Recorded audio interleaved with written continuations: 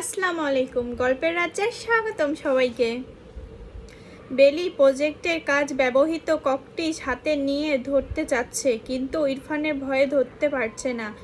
তাই অনুমতি নিতে ইরফানের দিকে তাকায় সে। তাকাতেই দেখে ইরফান তার দিকে তাকিয়ে আছে। চোখে চোখ পড়তে ইরফানও চোখ নামিয়ে নেয়। বেলির গলা ঝরে বলে, আমি এগুলো কি ধরতে পারি? ধরো। অনুমতি পেয়ে ককটিস হাতে নিয়ে নড়াচড়া করে বেলি আগ্রহী গলায় বলে, আমি ক্লাস 10-এ থাকতে একটা বাড়ি বানিয়েছিলাম, স্কুলে জমা দিয়েছিলাম আমার গার্হস্থ্য অর্থনীতির ব্যবহৃত পরীক্ষার সময়। তাই আমি আপনাকে সাহায্য করি। তুমি পারবে না। এটা তোমার গার্হস্থ্য অর্থনীতি বাড়ি না, এটা অন্যরকম বাড়ি। কেন? বাড়ি তো। ইরফান ল্যাপটপ থেকে একটা বাড়ির ছবি দেখিয়ে বলে, এমন বাড়ি বানাতে হবে। আপনি পারবেন? হ্যাঁ পারবো তো। তাহলে আমিও পারবো, বানাই।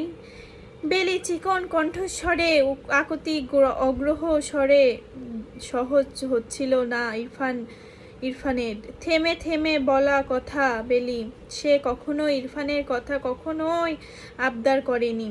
আজ বেলি আবদার শুনতে না করতে পারেনি বিধায় সে হ্যাঁ সূচক মাথা নাড়ায়। মিষ্টি হেসে ককটিসগুলো গ্লু লাগাতে শুরু করে বেলি। ইরফানেরও সাহায্য করছিল বেলি। প্রায় 2 ঘন্টা পর বেলি পুরো বাড়িটা বানাতে সক্ষম হয়।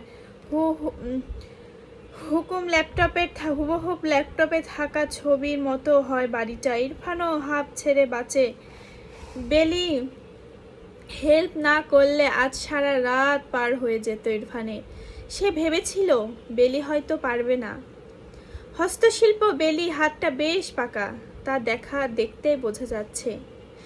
বাড়ি দেখে ইরফান বেলিকে জিজ্ঞাসা করে, বাড়ি তো হয়ে গেল, নাম কি দেব এই বাড়ির? স্বপ্ননীল নামটা অজান্তে মুখ থেকে বেরিয়ে যায় বেলি। পরের মুহূর্তে কথা ঘুরিয়ে দিয়ে বলে, মানে নাম যে কোনো একটা দিলেই হবে। স্বপ্ননীল নামটা থাকুক, বেশ লাগছে আমার কাছে। দেখি বসকে বলবো। বেলি আর কিছু বলেনি।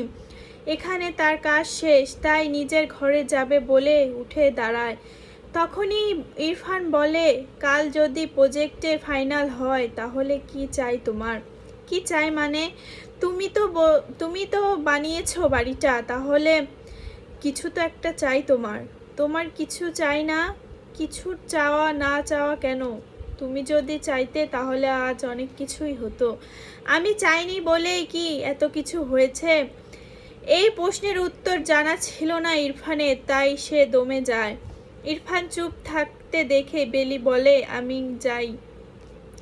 ইরফান জানে বেলি খুব দামি কিছু চাইবে না, তাই নিঃসন্দেহে হ্যাঁ সূচক ইশারা করে। বেলিও তার চাওয়াগুলো প্রকাশ করে, আপনি আপনার স্ত্রীকে নিয়ে থাকুন। আমি আগেও কিছু বলি নাই, এখনো কিছু বলবো না। আমি শুধু আমাকে ছেড়ে দিবেন না, আমি সহ্য করতে পারবো না। আমার এই চাওয়াটুকু পূরণ করলে আমি খুশি। অনেক রাত হলো, ঘুমাতে যাও।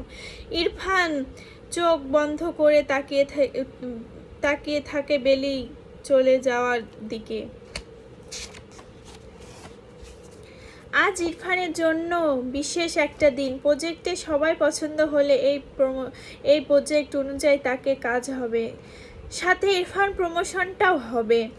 সব কিছু মাথায় রেখে সকালের আয়োজনটা জমজমাট করে বেলি। ইরফান ডুবো দুধে লাচ্চা সেমাই খুব পছন্দ করে। বেলি সেমাই দারুণ বানায়। সকালে নাস্তার আয়োজনে থাকা সব কিছু ইরফানের পছন্দ অনুযায়ী ছিল।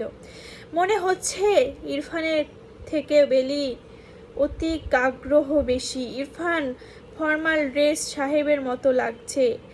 এক কথায় যাকে অসাধারণ বলা যায়। সব গুছিয়ে নিজে পরিপাটি করে ঘর থেকে বের হয় সে। নাস্তা করতে ডাইনিংয়ে এসে দেখে এলাহি কারবার। সে যা যা ভালোবাসে সব রান্না করেছে বেলি। ইরফান ভাবছে এক রুবি যে কিনা একটা থাপ্পড় দেওয়াতে বাপের বাড়ি গিয়ে বসে আছে, খোঁজ খবর নেয়নি, বাসায় আসার নামও নেই। আর এই মেয়ে শত অবহেলা শত মার খেয়েও আমার কথা ভেবে যাচ্ছে। কিসের আমার ভালো, কিসের আমার মন্দ, সব দিকেই খেয়াল আছে তার। আমার কখনো কি প্রয়োজন হয় সবটা তার জানা, অথচ এই মেয়েকে গ্রাম্য অশিক্ষিত ভেবে কত অপমান, কত মারধর করেছি আমি। কতটা নির্বোধ হলে নিজেকে সদ্য বিয়ে করা বউকে বাসর ঘরে অপমান করেছি। এমনকি জেদের বসে আরেকটা বিয়ে করে ফেলেছি। বেলি বয়সটাই বা কতটুকু, যার এখন প্রতিটি মুহূর্ত হাসার কথা, তার মুখের হাসিটা কেড়ে নিয়েছি আমি। এত অন্যায়ের পরেও মেয়েটি চুপচাপ পড়ে আছে এ বাসায়। সত্যি হাজারো মেয়ে রুবি হতে পারে না, কিন্তু একজন মেয়ে বেলি হতে পারে। হাজারবার জন্ম নিলেও বেলি হওয়া যায় না। ইরফান ভাবনায় ছেদ পড়ে মিনুর ডাকে। দাঁড়াইয়া আছেন কেন ভাই? বইসা যান, বইসা নাস্তা করেন। এত সব নাস্তা বেলি বানিয়েছে? হ্যাঁ, এছাড়া আর কে বানাইবে? এত কিছু কিভাবে খাবো? সব কিছু থেইকা একটু একটু কইরা খাবেন। সেমাইডা খায়েন, ডুবা দুধে বানাইছে ভাবি। বেলির কোথায়? বেলি ভাবি আইতাছে, আপনা খাইতে বসেন। ইরফান ভেবেছিল বেলি অত্যন্ত তার সামনে থাকবে, অথচ বেলি ঘরে বসে আছে। বিষয়টা ইরফানের কাছে খটকা লাগছিল। এদিকে হাতে সামনে নেই তার, বের হতে হবে তাকে। তাই নাস্তা খেতে বসে যায় সে। প্রত্যেকটা আইটেম থেকে কিছু কিছু খাওয়ার পরেও তৃপ্তি পাচ্ছে না সে। হয়তো সকল তৃপ্তিটা বেলির আগমন ঘুচে যেতে। ঘড়িতে সময় দেখে ইরফান, ঘড়িতে আসতে এখনো 10 মিনিট বাকি। ইরফান বেলি ঘরে যায়। দরজার কাছে এসে দেখে বেলি বিছানার ওপাশ ফিরে বসে আছে। বেলির নাম ধরে ডাকতে চমকে যায় বেলি। কেঁপে ওঠে, তাড়াতাড়ি বিছানা ছেড়ে পিছন ফিরে দাঁড়ায়। ইরফান তার মুখের দিকে তাকিয়ে আছে। বেলি আজ খুব সুন্দর লাগছে। ইরফান ধীরে পায়ে বেলির দিকে এগিয়ে যায়। বেলিও প্রশ্ন করে, কিছু বলবেন? নাস্তার টেবিলে গেলে না যে? মিনু তো ছিলই, আমি একটু কাজ করছিলাম। আচ্ছা, তুমি টাই বেঁধে দাও। হ্যাঁ, শিখেছো কিভাবে? নিজে নিজেই। তাহলে আমার টাইটা বেঁধে দাও তো। ইরফানের মুখ থেকে এমন কথা শোনা হতভঙ্গ হয়ে যায় বেলি। হঠাৎ টাই বাঁধার কথা বলল, তাও আবার আজকেই। বেলি প্রচণ্ড ভয় লাগছিল। এখন হাত জোর সামনে আনলে কিভাবে সে? সামনে আনলেই তো ইরফান দেখে ফেলবে। দেখার পর যদি প্রশ্ন করে তখন কি হবে? বেলি এমন ভাবতে থাকে। এরকম মাঝে ইরফান তার দিকে বলে, গাড়ি চলে আসবে একটু পরেই, বেঁধে দাও ঠিক করে। বাধাই তো আছে। ইরফান গলা অসম্ভব ভাব নিয়ে বলে, টায়ের হাত লাগিয়ে ঠিক করে বেঁধে দাও। হাতটা কাঁপতে কাঁপতে ইরফানের বুকের কাছে এনে বেলি, আর তখনই বেলির ডান হাতের আঙ্গুল থাকা ব্যান্ডেজ দেখতে পায় ইরফানের বেলি নাস্তার টেবিলে না যাওয়ার কারণে তাহলে এটা ছিল। বেলি মুখটাও একদম শুকনো লাগছে। ইরফান ধীর কণ্ঠে বেলিকে প্রশ্ন করে, কিভাবে কাটলো হাতটা? বেলিও বাঁকা কথায় উত্তর দেয়, গরিবের রক্ত তো, তাই শরীরে থাকতে চায় না। এইটা তোমার উত্তর? তাই ঠিক আছে, কথাটা জবাব রাতে হবে। এখন আসছি। বেলি মনে ভয় ঢুকে যায়, রাতে এসে আবারও মারবে তাকে ইরফান। পাত্তাই সব ভুলে ইরফানের জন্য দোয়া করতে থাকে সে সব ভালো হয়। রুবি তার বাবা মায়ের উভয়ের বোঝাতে ক্লান্ত। তার যতই বোঝাচ্ছে সে কিছুতেই মানছে না। জাফর সাহেব বিরক্ত নিয়ে বলে, তুমি কি চাও রুবি? তোমার সংসারটা কি ভেঙে যাক?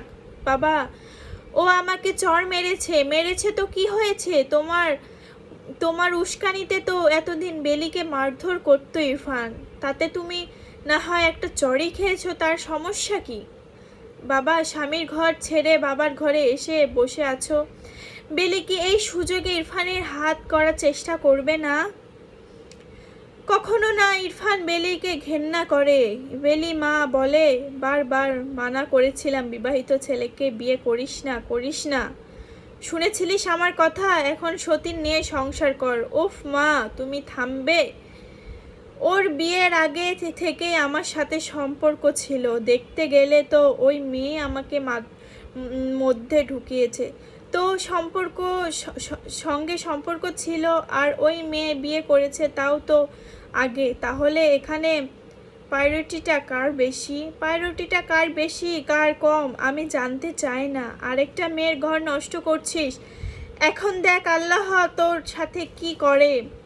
মায়ের কথা শুনে রাগে গজগজ করতে করতে রুবি বাবাকে বলে, বাবা দেখেছো মা কি বলছে? ভুল কিছু বলেনি তোর মা। তুই কাল সকালে চলে যাবি ইরফানের কাছে। আমি যাব না যতক্ষণ না ও এসে আমার পা ধরে ক্ষমা চাইবে, যতক্ষণ না আমি কোথাও যাব না। কথাটা বলে রুবি জেদ দেখিয়ে নিজের ঘরে গিয়ে দরজা লক করে রাখে। রুবির মা দীর্ঘশ্বাস ফেলে বলে, এই মেয়ে যে কি হবে আল্লাহ পাকই ভালো জানে। মেয়ে শিক্ষা ঘটিত আছে তাই মেয়ে এমন হয়েছে। আমাকে কথা শোনাচ্ছ নাকি তুমি মেয়ের মা। তুমি উপস্থিত থাকাকালীন মেয়ে যে কিভাবে বিবাহিত ছেলের সাথে সম্পর্ক রাখে। বিবাহিত ছেলে কি ধোয়া তুলসী পাতা? মেয়ের ইশারা করলো আর ছেলে গলে গেল। অবশ্যই গলবে, এটা মেয়ে ইশারা করবে আর ছেলে কি বসে বসে মেয়ের চেহারা দেখবে? তোমার মেয়ে জানতো না ওই ছেলে বউ আছে? তোমাকে যখন বলেছিলাম তখন নিজে চুপ ছিলে কেন? এখন আমার দোষ দাও কেন? দোষ ওই ছেলের আছে, দোষ তোমার মেয়েরও আছে। মাঝখান থেকে একটা গরিব এতিম মেয়ে কষ্ট সহ্য করছে। দেখবে ওই মেয়ে চোখের পানি আমাদের সবার জন্য অভিশাপ হয়ে দাঁড়াবে। ওই মেয়ে কম যায় না, চলে গেলেই তো পারে। তুমি নিজের একজন মেয়ে মানুষ হয়ে কিভাবে বললে কথাটা? তোমার মেয়েও তো চলে আসতে পারতো। নিজের কাছে রেখে মেয়েকে বানিয়েছো মডার্ন। দুই হাতে টাকা ওড়াও, বন্ধু বান্ধবী নিয়ে আমোদা ফুর্তি করা এইসব শিখিয়েছো।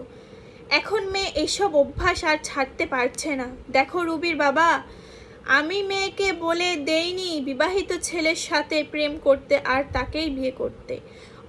অতএব আমাকে এসে এসবে জড়াবে না। আমি গেলাম, আমার কিটি পার্টি জয়েন করতে হবে। এসব পার্টি ফার্টি করে জীবন পার করে দিলে আর মেয়েও বানিয়েছো তেমন। আজকে গল্প এটুকুই ছিল। আপনাদের যদি ভালো লেগে থাকে তাহলে অবশ্যই কমেন্টে জানাবেন।